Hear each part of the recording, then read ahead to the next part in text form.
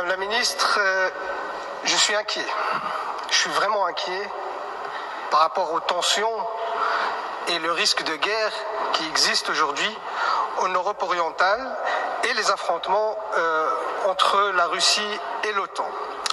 Et j'aimerais juste rappeler que ces tensions ne datent pas d'aujourd'hui, ils ne datent pas d'il y a quelques mois, mais ils remontent à une trentaine d'années, où il y avait un engagement de certains pays de l'OTAN avec la Russie de ne pas étendre la sphère d'influence de l'OTAN vers l'est de l'Europe. Et cet engagement a été rompu.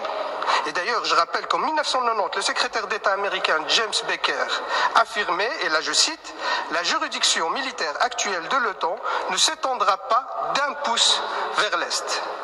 Alors, non seulement l'OTAN s'est étendue sur la plupart des pays de l'Europe orientale, les pays du pacte de Varsovie, mais également les pays baltes qui sont aux portes de la Russie. Ces nouveaux territoires de l'Alliance sont aussi des bastions de l'OTAN. Je rappelle d'ailleurs la Pologne et la Roumanie. Aujourd'hui, il y a des systèmes antimissiles qui sont installés par l'OTAN dans ces pays-là. Et depuis février 2014, les États-Unis ont fourni pour 2,5 milliards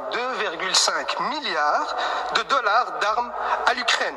En juin 2021, des exercices militaires en mer Noire ont eu lieu avec une trentaine de pays, dont des membres de l'OTAN et des alliés des États-Unis, comme les Émirats arabes unis.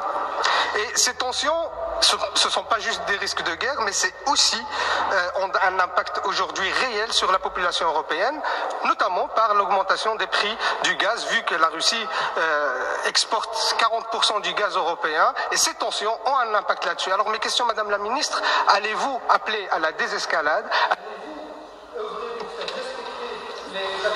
L'OTAN, je le rappelle, est une alliance défensive. Madame la Ministre, Robert Gates, ancien directeur adjoint de la CIA, je cite, « À une époque de grande humiliation et de la difficulté pour la Russie, continuer l'expansion vers l'est de l'OTAN alors que l'on a amené Gorbatchev et d'autres à croire que ça n'arriverait pas, en tout cas à court terme, a probablement aggravé la relation entre les USA et la Russie et rendu beaucoup plus difficile de faire des affaires de façon constructive. » Madame la Ministre, je suis vraiment surpris par votre réponse. Les Américains même reconnaissent leurs responsabilités dans les tensions actuelles, et vous refusez de le voir.